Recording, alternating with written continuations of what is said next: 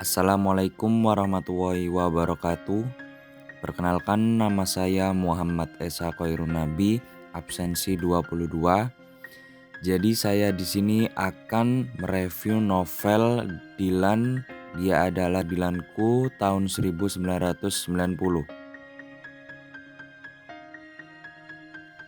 Novel Dilan, Dia Adalah Dilanku tahun 1990 bercerita tentang kisah cinta dua remaja Bandung pada tahun 90-an. Berawal dari seorang siswa bernama Dilan yang jatuh cinta dengan siswi pindahan dari SMA di Jakarta bernama Milea. Dilan memiliki beragam cara untuk mendekati dan mencuri perhatian Milea. Mulai dari bertingkah selayaknya seorang peramal, berpura-pura menjadi orang suruhan kantin, dan banyak lagi perhatian-perhatian kecil yang diberikan untuk melunakkan hati Milea.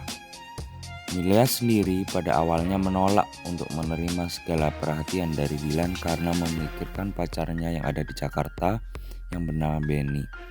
Namun saat adanya kunjungan ke Jakarta dalam rangka mengikuti Olimpiade di sana, pacar Milea bernama Benny menunjukkan sikap kasarnya yang diakui timbul akibat cemburu melihat Milea makan bersama lelaki lain yang temannya sendiri. Karena kejadian itulah Milea dan Benny mengakhiri hubungannya dan Milea mulai membuka hatinya untuk Dilan. Walau hubungan mereka berjalan lancar, Dilan yang pada dasarnya adalah panglima tempur geng motornya menimbulkan sedikit kerenggangan di hubungan mereka. Dilan yang loyal kepada temannya secara tidak takut untuk pasang badan jika ada temannya yang terkena masalah. Dan Milea yang tidak suka dengan sikap Dilan yang suka berkelahi dan tawuran pun membuat keduanya saling bertengkar dan saling menyalahkan. Dengan bantuan teman serta keluarga, mereka sama-sama mencoba untuk lebih mengerti satu sama lain dan memaafkannya. Identitas dari buku ini, judul dari novel ini adalah Dilan, Dia Adalah Dilanku tahun 1990. Penulis dari novel ini adalah Pidi Baik dan banyak halaman dari novel ini adalah 348 halaman. Penerbit Pastel Books dan PT Mizan Pustaka, tahun terbit 2016. Kelebihan dari novel Dilan, Dia Adalah Dilanku tahun 1990 dilengkapi dengan cover berwarna biru cerah dengan ilustrasi Dilan yang digambarkan sebagai siswa SMA yang ditemani dengan motor kesayangannya.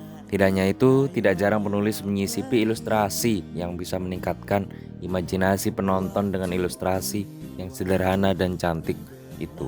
Kata-kata yang digunakan pada cerita ini dibawakan dengan santai serta unsur humor yang disampaikan tidak merusak suasana membaca dan justru memberikan kesan tersendiri bagi para pembaca yang akan cocok dibaca saat waktu luang maupun untuk menjernihkan pikiran dari kegiatan yang melelahkan. Tidak hanya itu, kiat-kiat Dilan dalam mencuri hati Milea dan juga bagaimana kedewasaan Milea dan Dilan dalam menghadapi masalah yang mereka hadapi bisa dijadikan pelajaran bagi para pembaca. Kekurangan dari novel Dilan, Dia Adalah Dilanku tahun 1990, akibat latar cerita yang berkisah di tahun 1990 ada beberapa kata-kata atau lelucon yang kurang pas atau kurang bisa dimengerti oleh para pembaca yang milenial atau Gen Z. Alur pada cerita ini adalah bagaimana sosok Dilan dari sudut pandang si Milea yang membuat keseluruhan cerita terlalu berpusat pada kisah hidup Dilan dan tidak dengan tokoh-tokoh pendukung lainnya. Banyak sekali pembaca yang sangat menyukai novel Dilan 1990 ini dan menjadi penggemar setia kisah cinta antara Dilan dan Milea. Mereka mungkin merasa terhubung dengan karakter-karakternya dan menemukan kisah ini mengharukan romantis. Bagi beberapa pembaca yang lahir atau tumbuh pada era 1990-an di Indonesia, novel ini bisa menjadi sarana untuk merasakan kembali suasana dan budaya masa itu.